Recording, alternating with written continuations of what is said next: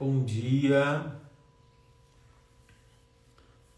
a todas, a todos e a todes.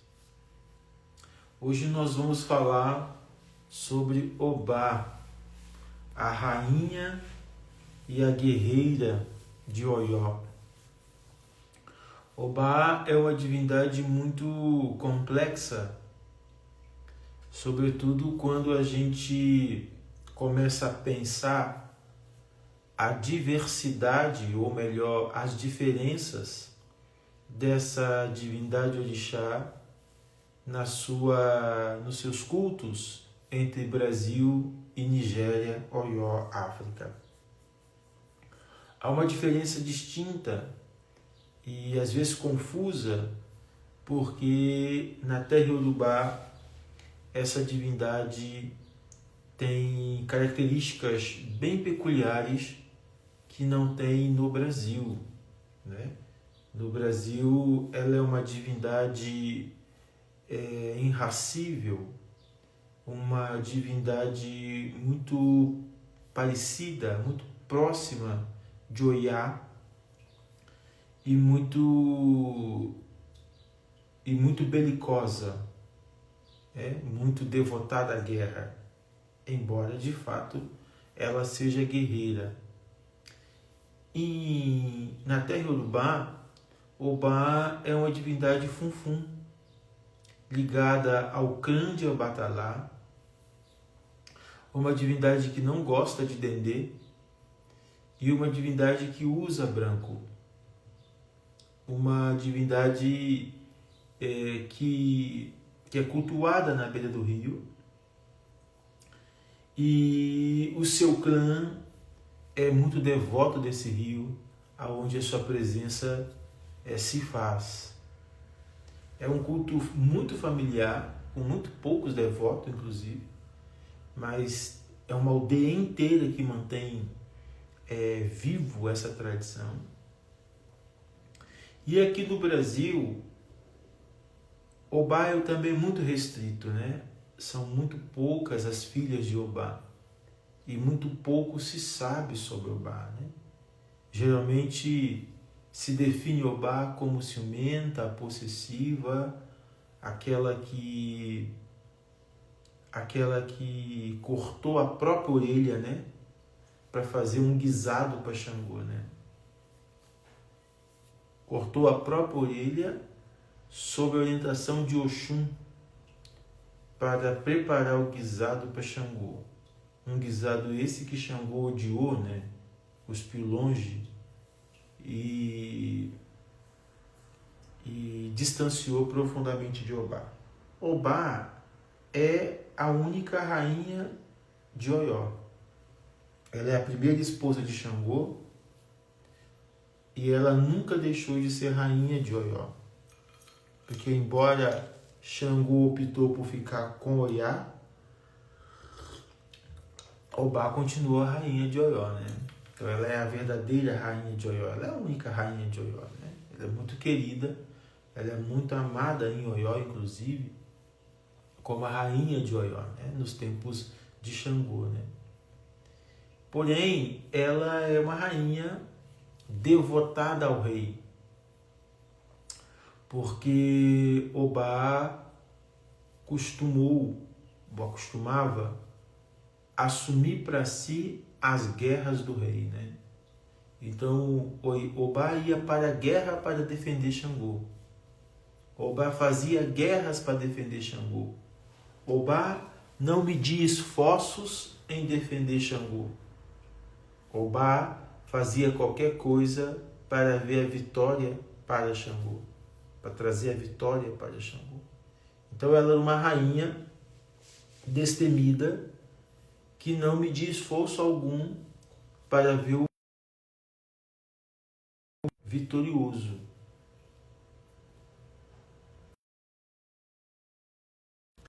A força de Obá está profundamente associada ao rio, sobretudo as quedas do rio, né? Onde o rio corre ligeiro. Então tem uma travessia do rio, tem um fenômeno que acontece dentro do rio, Este fenômeno representa a força de Obá, né?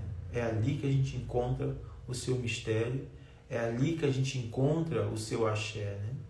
Quando a gente vai iniciar uma pessoa para Obá, a gente precisa desse fenômeno no rio para poder buscar o seu otá, a sua pedra, e para poder despertar ali no iniciado, né? no Iaô, naquele que está candidatando à iniciação. A gente precisa de buscar nesse fenômeno do rio a manifestação dessa força para trazer o Obá para a vida do iniciado, para a vida do Iaô, né? Ou do Olorixá, como queira entender. Cada um dos orixás tem essa peculiaridade. A natureza é dotada de campos de forças. Então, para você buscar o orixá, seja ele qual for, você precisa acessar esses campos de forças aonde o orixá está presente, né? Então, tem um lugar adequado para buscar Xangô, né? Tem a forma adequada, o fenômeno adequado para poder trazer Xangô para a vida da pessoa. Tem um lugar adequado para trazer Oxum para a vida da pessoa. Tem um lugar adequado para trazer Iemanjá para a vida das pessoas. Para trazer o Iá para a vida das pessoas, assim por diante. Cada orixá tem um fenômeno particular aonde você busca a energia dele. Alguns orixás são no rio, outros orixás são na mata, outros orixás são no fogo. Então depende do orixá, né? Cada orixá tem um fenômeno próprio aonde você invoca, aonde você busca, aonde você traz o poder dele, a força dele. Obá, Elecoajaúci, ou Assabô Obá, tem um fenômeno dentro do rio, que representa ela, porque o rio é território de manifestação de muitas divindades femininas. Então, dentro do rio tem Oxum, tem Iemanjá, tem Obá, tem também Oiá, tem também outras divindades, como Euá, né? A própria Oxupá, e por aí vai. Então, cada uma dessas deidades do rio domina fenômenos específicos que acontecem no rio, né? A margem, o meio do rio, o fundo do rio, a queda do rio, esses fenômenos, a correnteza do rio, esses fenômenos todos que acontecem dentro do rio manifestam uma peculiaridade de algumas dessas orixás. Então, o Obá tem a sua especificidade, né? Há um costume na tradição de Obá, de Assabô, na terra Iorubá, que quando uma criança da linhagem de Obá nasce, a criança é jogada dentro do rio. Se Obá não engolir a criança e a criança sair do rio viva, né, voltar viva, diríamos assim, o bebê sobreviver, porque é um bebê que é colocado dentro do rio. Então, uma prova de que Obá aceitou a criança e de que a criança de fato pertence àquele clã é a criança sobreviver a essa ida ao rio. Então, se a criança sobreviveu, ela pertence ao clã de Obá e ela já está praticamente abençoada, né, iniciada dentro desse clã. Se Obá engolir a criança, o rio levar a criança embora, é a prova de que a criança não pertencia àquele clã ou não era o caminho dela viver. Tradições antigas têm ritos iniciáticos muito peculiares, né? Se a gente for analisar esses ritos pela ótica ocidental, pela nossa ótica, a gente entra em juízos de valor que não vem ao caso, né? Então, as tradições têm seus costumes próprios, sua maneira própria de iniciar as pessoas, né? Então, é um rito iniciático colocar a criança no rio, né? Colocar o bebê que acabou de nascer dentro do rio. É um costume dessa linhagem, né? Que é a própria linhagem de Obá, né? Essa localidade que fica ali nas proximidades de Oió, eu não me recordo o nome agora, ela é uma localidade inteira, é uma aldeia inteira dedicada ao culto de Obá. Né? Está lá preservado as tradições antigas desse povo. Né? Porque esse rio que passa nessa aldeia, ele tem a força, ele tem a representação do poder de Obá. Né? É um rio que tem uma correnteza muito rápida. Né? Obá está muito ligado à correnteza, à intrepidez. Né? Obá é uma divindade intrépida, é uma divindade apressada, é uma divindade que não tem muita, que é muito precisa, que é muito ágil no que ela precisa fazer, no que deve ser feito, haja vista a sua relação com a guerra, com o campo de batalha, porque Obá está muito associado ao campo de batalha. Na afrodiáspora, sobretudo do candomblé do Brasil, ela inclusive possui um escudo e uma espada. Ela é muito bem representada pelo escudo e pela espada na diáspora brasileira. Né? E há um certo preconceito, né? Eu fico observando isso. Né? Interessante como é que o estigma de mulher ciumenta, possessiva, infeliz, estigmatizou profundamente essa divindade na diáspora brasileira. As mulheres geralmente têm as comunidades, né, as nossas comunidades em geral, você percebe um certo dilema, um certo preconceito com o Obá, em função do histórico dela. Né? Então, muito poucas mulheres querem ser de Obá, né? Poucas mulheres querem ter relação com uma divindade que historicamente, mitopoeticamente, representa o ciúme, a possessão. E isso é muito delicado de se pensar, porque essa divindade, por mais que ela tenha um histórico devotado a isso, haja vista a própria história dela com Xangô e o próprio mito que decifra, né, que traduz como é que essa história de amor com Xangô sucedeu, a própria violência que ela cometeu ao corpo dela, arrancando a orelha para fazer um guisado para o Xangô, orientada por Oxum. Isso está falando também de particularidade da mulher, né? Está falando de questões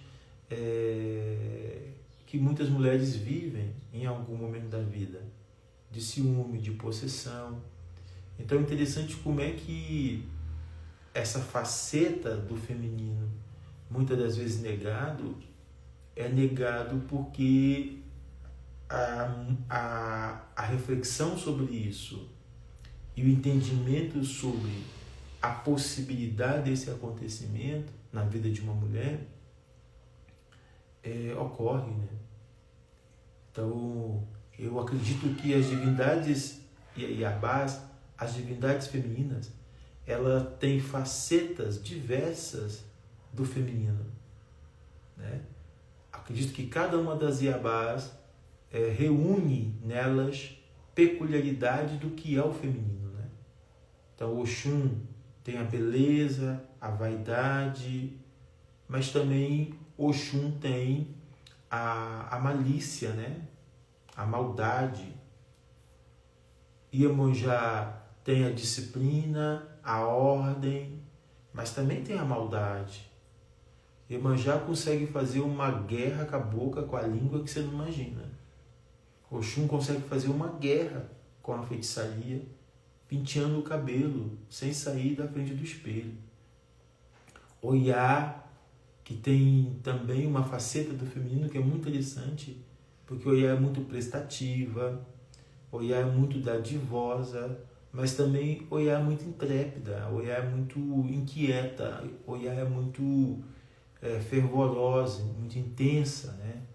Então, dependendo do tipo de relação que o Oiá está envolvida e essa relação não tiver intensidade, não corresponder à intensidade dela, ela pode mover isso de uma tal forma que virá um caos.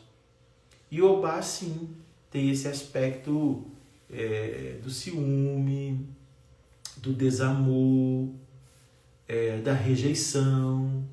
Então, se a gente for visualizar a figura das divindades femininas no panteão iorubano, nós vamos perceber que elas carregam facetas diversas do feminino. Uma mulher também pode ser ciumenta, uma mulher também pode ser possessiva, uma mulher também pode externar o seu desamor, o seu rancor, a sua rejeição. Então, se a gente for analisar as narrativas em torno de Obá, tanto na terra Yorubá, no culto de Obá na terra Yorubá, quanto no culto de Obá na diáspora, a gente vai localizar esses estratos, né, esses resquícios de uma vida solitária, de uma vida onde o amor não se assegurou, onde o amor não se sustentou, né, porque é uma experiência de rejeição, né? Obá tem uma experiência de rejeição amorosa muito forte, né? Xangô rejeita ela para ficar com Oiá. E essa rejeição colocou Obá numa condição muito infeliz, uma vez que ela era apaixonada pelo rei, e ela vai morrer apaixonada pelo rei, ela vai morrer devotada ao rei. Então, pensar a figura de Obá, pensar a divindade de Obá a partir da condição do feminino, da liberdade do feminino, ou da capacidade do feminino em ser essa multiplicidade, que reúne beleza, vaidade, autoridade, disciplina, poder, mas também ciúme, possessão, rejeição. Mas Obá não é só isso. Obá não é só ciúme, possessão e rejeição. Obá tem características muito interessantes, né? E talvez nós precisamos resgatar para o público brasileiro essa concepção de Obá. Porque eu vejo muitas mulheres, muitas pessoas chegando em nossas comunidades e rejeitando essa relação, rejeitando esse lugar com essa divindade, exatamente por causa dos construtos em torno dela, por causa da identidade em torno dela. Todo mundo quer ser de Oxum, né? É incrível como na nossa época todo mundo quer ser de Oxum. Não precisa querer, gente. Todo mundo já é de Oxum, né? Oxum é a mãe divina. Oxum é a mãe divina. Todo mundo é de Oxum. Só que isso não coloca Oxum num lugar melhor ou pior do que Obá. Há uma diferença. Vamos entender essa diferença. Oxum é uma divindade que veio do Orum. Oxum é literalmente a 17ª divindade. Oxum é literalmente a orixá que veio do céu para a terra, do Orum para o Aê, inclusive com uma missão muito importante, porque Oxum veio para a terra para organizar a terra que estava uma zona, uma bagunça. Obá não veio do céu, e aí isso pode gerar controvérsias, tá bom? Mas eu precisaria de aprofundar isso melhor. Mas isso pode gerar controvérsias. E está tudo bem se isso gerar controvérsias. Se gerar um bate-papo, se gerar uma discussão, que o discursador traga contribuições mais autênticas, diferentes ou até mesmo inovadoras. Quando eu falo que Obá não veio do céu, porque Obá vamos dizer assim, Obá viveu na terra. Muitas divindades que a gente chama de orixá, elas não vieram do céu, elas viveram na terra e se tornaram divindades, se tornaram orixá na terra. Assim como você também pode se tornar orixá. Todos nós humanos podemos nos tornar orixá. Então, Obá viveu na terra, nasceu na terra e se tornou uma divindade, se tornou orixá.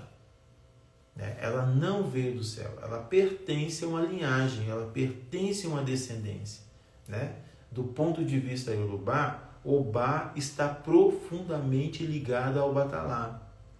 Algumas fontes dizem que Obá é filha de Obatalá, né? Daí, inclusive, a junção do seu nome, Obatalá, Obá, né?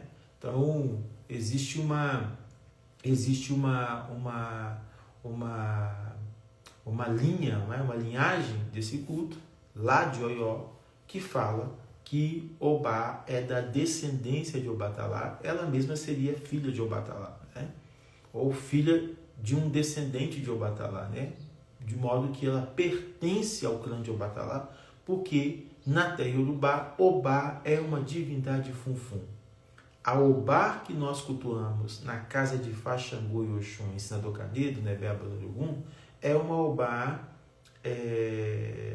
originária da terra iorubá. Essa Obá, ela é funfun, né? Ela está sentada dentro de um pote de água, um pote de barro branco, né? Ele é todo branco, ele é todo preparado no Efum, né? O Efum é muito importante para o Obá. E ali tem as pedras, né? Os otás sagrados dela, onde o culto dela é feito, né? A água é muito importante para o Obá. Agora, dentro da diáspora, o assentamento de Obá tem toda a diversidade que vocês sabem, muito de vocês sabem. Os assentamentos é muito simples na terra Iorubá, porque assentamento, gente, não é apetrechos, balagandãs e um monte de coisa, um monte de PPP. Assentamento é o otá, a pedra do orixá, a pedra específica daquele ou daquela orixá é o assentamento do orixá. A gente pode colocar ouro, prata, a gente pode colocar símbolos, pode colocar o que a gente quiser, não tem problema, porque se o seu coração pede para você colocar, você coloca. Mas o orixá é a pedra dele. Se você tem a pedra do orixá, a pedra real, né? Porque cada orixá tem a sua pedra. Você encontra a pedra do orixá na natureza, onde o fenômeno dele acontece. Como eu dizia, cada orixá tem o seu fenômeno na natureza. Então, Xangô tem a pedra de raio, Edum-Ará. Exu tem o Yangui, né, a laterita. Oxum tem a pedra de rio, uma pedra de rio específica. Iemanjá tem a pedra de rio específica. A pedra de Iemanjá e a pedra de Oxum não é a mesma pedra, né? Quem tem a sabedoria, quem tem o conhecimento sabe distinguir, ó, essa pedra é de Oxum, essa pedra é de Iemanjá, não é a mesma pedra. Tem a pedra de Obatalá, que também é localizada no rio. Essa pedra de Obatalá não é a mesma pedra de Oxum e não é a mesma pedra de Iemanjá. Tem a pedra de Obá, que também é localizada no rio. Tem a pedra de Oiá, que também é localizada no rio. Entende? Tem a pedra de Oxóssi, que é localizada na mata, de Logum-Edé, que é localizada na mata e no rio, né? Porque ele é um orixá da água e do rio. E dependendo da linhagem que você está relacionando com esse orixá chamado Logum-Edé, ele é somente um orixá da mata. E somente um orixá caçador. E a pedra dele também não é a mesma pedra do Oxóssi, não é a mesma pedra de Elinlé. Eu estou dizendo isso só para a gente ter um conhecimento de que cada orixá tem a sua própria pedra, o seu próprio otá. E nesses otá está um mistério. Olô, por que as pedras representam o orixá? As pedras, gente, são memórias ancestrais. As pedras, né, a pedra específica, dependendo da localidade onde ela esteja, não é verdade? Ela detém o mistério daquela divindade. Então, a pedra é dotada de memória ancestral. Uma pedra sobrevive o tempo, sobrevive as calamidades, sobrevive as intempéries. Então, a pedra tem energia. A pedra, ela detém uma memória ancestral do mundo, né? E ela condiciona, ela tem condição é de armazenar um campo magnético, um campo eletromagnético e manter esse campo magnético detido ali naquela memória. Porque além dela ser memória, e assim a gente está falando de memória energética, né? Porque a pedra, do ponto de vista quântico, ela tem vida como eu e você. Tudo na natureza tem vida como eu e você. Não é porque essa vida não se desdobra da mesma forma que a minha, do que a sua, que somos humanos, que ela não tem vida. Então, tudo na natureza está tomada desse quanto. Tudo na natureza está habitado por esse quanto. Isso quer dizer o quê? Que tudo na natureza possui energia, né? Energia é matéria, matéria é energia. Isso é a base do princípio quântico, que não separa mais matéria e energia. A física clássica separava a matéria da energia. Matéria, matéria, energia, energia. A mecânica quântica, a física quântica, conseguiu entender que a matéria é energia, que a energia é matéria. E que a energia sobrepõe a matéria. Porque em tudo que há matéria, em toda matéria, há energia. Entendeu? Ó, nesse copo, né, há matéria, ele é matéria, mas ele também é energia. Há uma energia aqui. E há uma energia quântica que faz com que esse copo esteja em qualquer lugar, assim como eu e você. Então, os otás, as pedras, também são dotadas desse mistério. E é por isso que a gente consegue encontrar ali o orixá, que é mistério, que é energia, que não é forma material. O orixá é forma energética. Por mais que ele já tenha vivido na Terra, ele se transformou em energia, em força vital. Então o orixá é dotado de força vital. E não é porque essa força vital não tem mais uma materialidade que ela não está presente no mundo. Porque a materialidade da presença do orixá no mundo é o otá, é a pedra. E quando muito, é também o iniciado. Porque o iniciado tem o corpo preparado para devir o próprio orixá. Então, esse orixá que consegue manifestar energeticamente no otá, na pedra, também consegue manifestar energeticamente no corpo do iniciado. Então, o iniciado consegue devir a energia do orixá e representar essa energia orixá para a sua comunidade. Então, aquela pessoa está tomada pelo seu orixá. Aquela pessoa está vibrando a energia do teu orixá. Aquela pessoa está possuída, né, como a gente gosta de dizer, pelo seu orixá, pela energia do seu orixá. Então, ela se transforma, ela faz coisas que ela não faria se ela tivesse no estado normal dela, porque a energia que habita nela consegue transbordar para a sua comunidade reunida.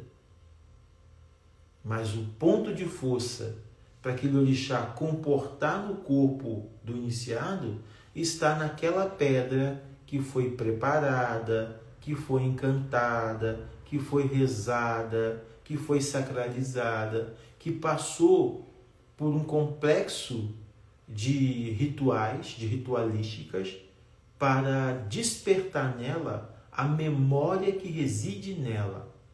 Os rituais de feituras de orixá,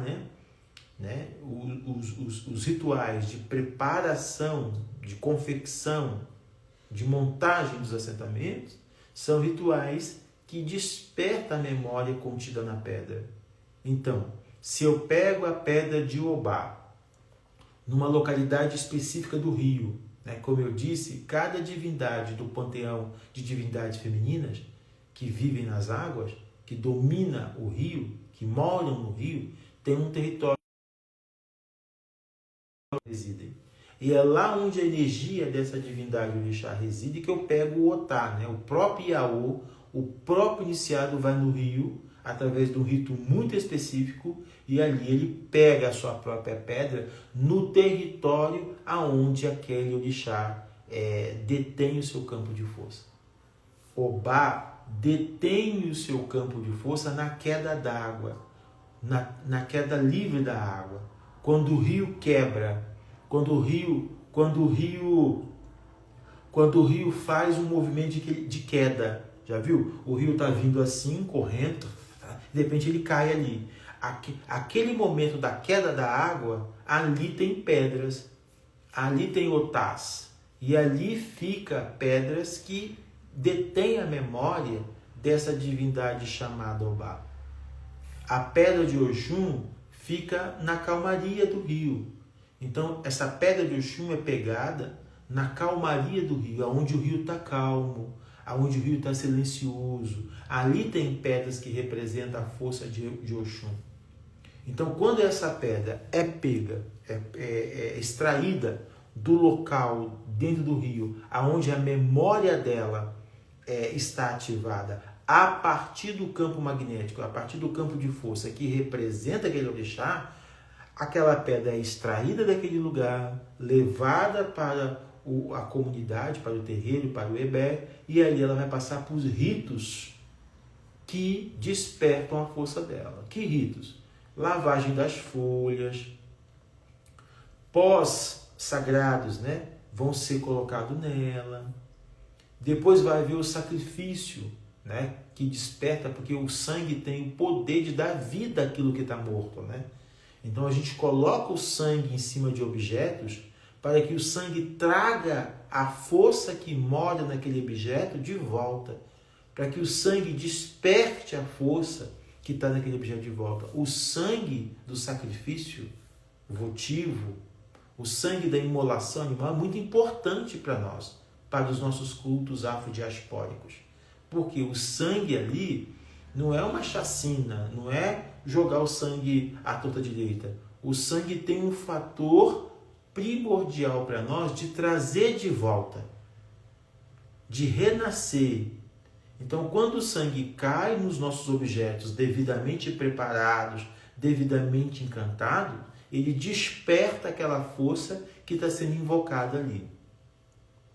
O sangue tem um fator de pactuação. Todo ritual que vai sangue, o pacto é selado, né? Porque o sangue representa também essa pactuação.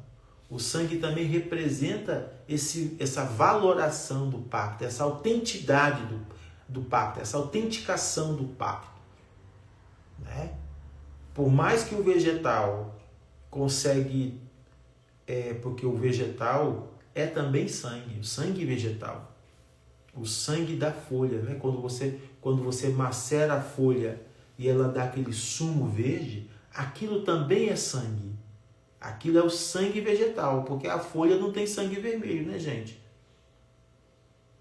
A gente extrai o sangue da folha quando a gente macera ela, aquele verde, aquilo é o sangue vegetal. E tem também o sangue extraído dos minerais. Os minerais também têm sangue. A pedra também tem sangue, que é o sangue mineral. Quando você faz o pó daquela pedra e você mistura aquele pó com água, ali você tem o sangue mineral. Aquilo também tem um poder, aquilo também tem uma força. E sangue também não é só vermelho. Existem animais que têm o sangue branco, como é o caso do ibim, dos moluscos do mar, né? O mar, o oceano, é um território diversos, com seres que possuem sangue vermelho, como é o caso dos peixes, né? E seres que possuem o sangue branco. Existem seres com outros tipos de sangue, que tem sangue azul, que tem sangue amarelo, né? Porque o sangue é o líquido que está no corpo de um ser que representa a sua própria vitalidade. O sangue do ibim, o sangue do caramujo é muito importante para a nossa tradição. Inclusive, tem um caramujo criado devidamente, né? Um caramujo que é criado em cativeiro, né? Todo limpinho, todo bonitinho, que esse sangue tomado, né? Você abre o caramujo por baixo, né? Por onde começa a espiral, e você bebe aquele sangue branco do caramujo. Aquilo é poderoso para devolver ao corpo a vitalidade. Em muitas comunidades africanas, em muitas comunidades em África, esse sangue branco de caramujo são tomados pela manhã. Aquilo dá uma força para o corpo, aquilo dá uma vitalidade para o corpo. Né? Não é qualquer caramujo, porque tem caramujos que são complicados, tem caramujos que são infectados, que são tóxicos. Mas existe o caramujo escargot, por exemplo, que é o caramujo que a gente come. Aquele sangue dele pode tomar tranquilamente, que aquilo é seiva de vida, aquilo é capaz de curar muitas inflamações no corpo, inclusive. Por isso que as comunidades africanas bebem aquilo, porque aquilo desinflama o corpo, né? Eu tenho falado muito sobre isso, que muitas das doenças do nosso corpo têm a ver com inflamações. As pessoas querem combater sintomas, mas não querem entender o problema na raiz. Entende? Muitas das doenças têm a sua origem em inflamações no corpo. A pessoa está inflamada, mas está tomando um monte de porcaria, um monte de medicação que não está cessando o que está gerando e causando a inflamação. Então, o potencial do orixá, o potencial da força do orixá é sagrado.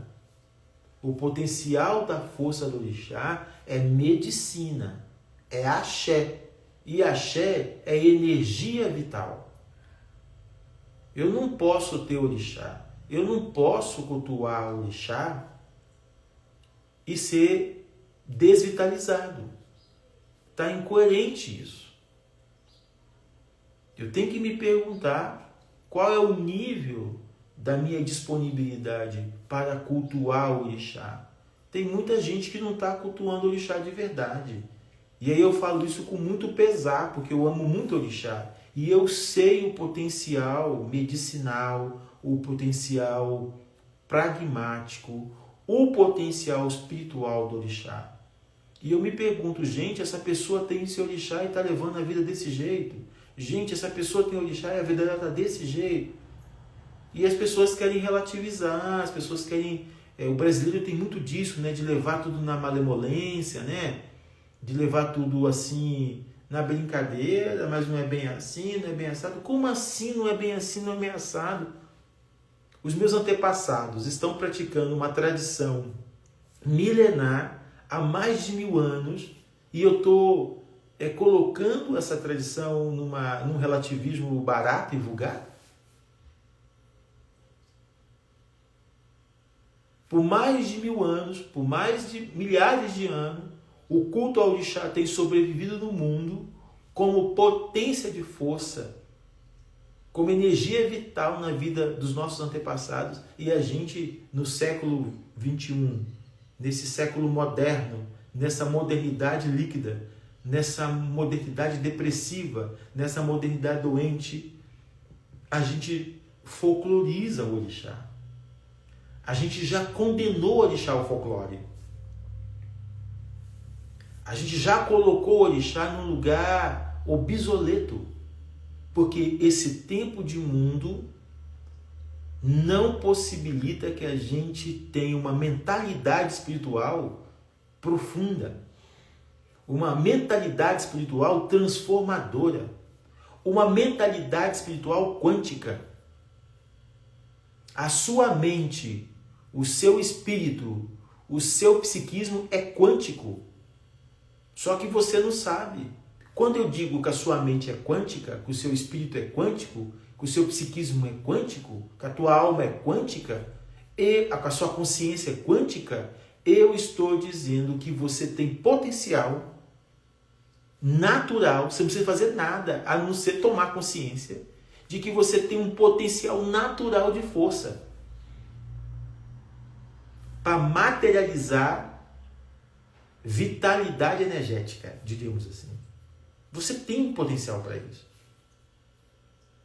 Você tem potencial de extrair isso do universo que já está posto. O Criador, a Mãe Divina, o Pai Divino, o Criador, já deixou para nós tudo isso. Nós não temos que buscar nada, não temos que ir em lugar nenhum. Já deixou para nós. Deixou tecnologias poderosas. E o orixá é uma dessas tecnologias poderosas. Trazer o potencial de força de Obá, de Assabô, como ela é chamada na terra Yorubá, né? Assabô Obá. Trazer o potencial de Assabô Obá para a nossa vida é dar conta de bancar a nossa realeza em meio ao caos, em meio à guerra, em meio às vicissitudes.